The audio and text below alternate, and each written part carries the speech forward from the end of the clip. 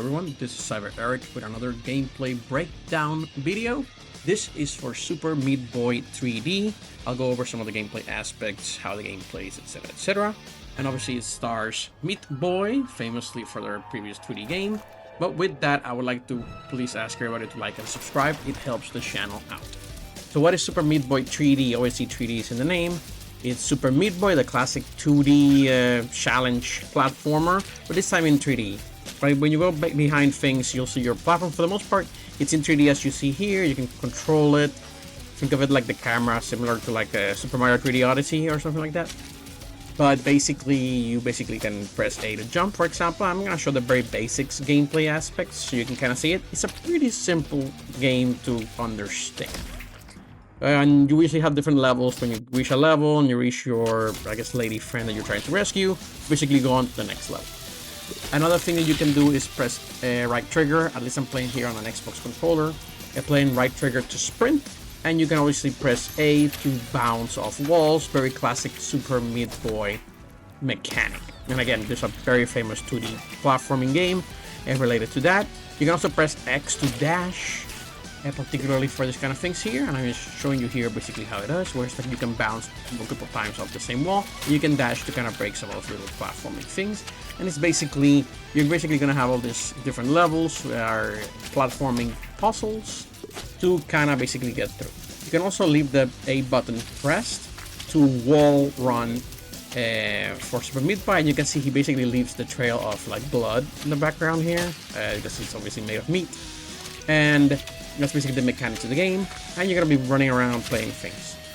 One of the things here is like you're gonna die a lot, and if you see me here jumping and dying, I'm still getting used to the mechanics in this case.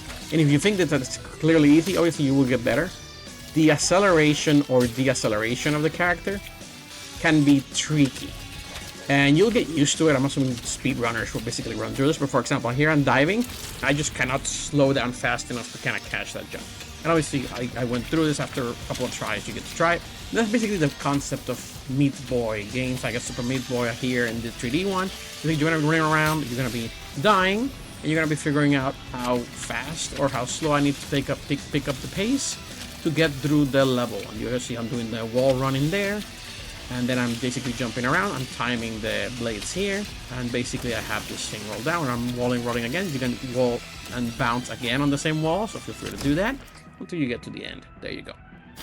Really straightforward. There's not many mechanics. There's no upgrade systems. There's no secrets, etc, etc. There are secrets in the level. There are a couple of different items you can get to unlock a couple of things. For the most part, you're basically running around from level to level, trying it multiple times until you get the hang of it, and you basically get to the end, the goal, and then the enemy, I forget what his name is. Basically, that's, and you can break the level a little bit, by the way. There's some places where you can really go through levels. And I'm assuming the speedrunning community for this game was going to be amazing.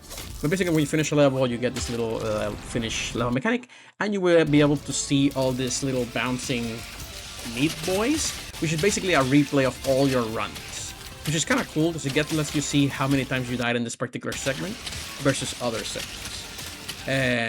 So for example, here I am, you see the previous guy couldn't decelerate fast enough, and I was just happy to finally make it to this jump that I basically was able to finish the level. And again, that's one of the mechanics that you get to see. There's also a hub world. You're gonna be running around. You get different levels, 15 levels per world, if you will. Once you finish them all, you basically get to unlock a boss at the end. And you basically get to run the levels. You don't have to run them in sequence. You don't have to run them 1, 2, 3, 4. You can go straight to 15 if you want and work backwards. But obviously the game basically wants you to go to them in order because it's teaching you small little things here and there per level. That's basically it. You're gonna have this little hub world, and a couple obviously basic menus, etc, etc, and then you're gonna have a boss. Boss levels, for example, they have these like nice little city entrance cutscenes.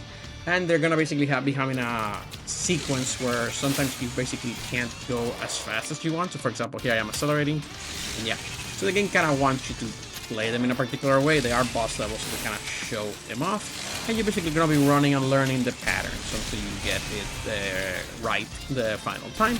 And then you're gonna be getting to the end. For example, here I am basically beating this first. This is the first boss, so I'm happy to kind of show them just kind of the end of how it works. Basically, you're gonna be running the timing where it's like, hey, the game wants me to go really, really fast in the sequence and get there. And when you get to the end, he basically falls. Something else will happen for different bosses, etc., etc.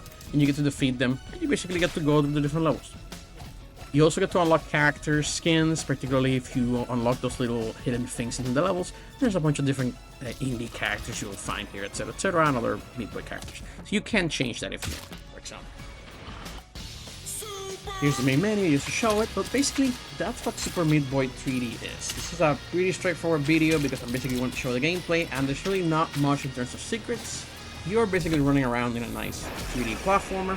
It controls a little bit finicky, it's a little bit odd, at least for my taste. The 2D platformer was a little bit more precise, but the evolution to 3D also will bring that kind of challenge. But yeah, it's a fun little game. I think I was eventually able to play this using my Xbox Game Pass subscription, but again, it's only like $24.99. I think it's definitely value if you like this type of challenging platformers. You're gonna be running around discovering different pathways, and again, if you're a speedrun enthusiast, this will be right up your alley because you're gonna be able to find ways to really hack the levels to the point that you'll be able to speedrun through this relatively quickly.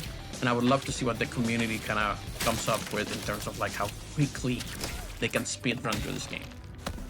But yeah, that's Super Meatboy, 3D platformer challenger.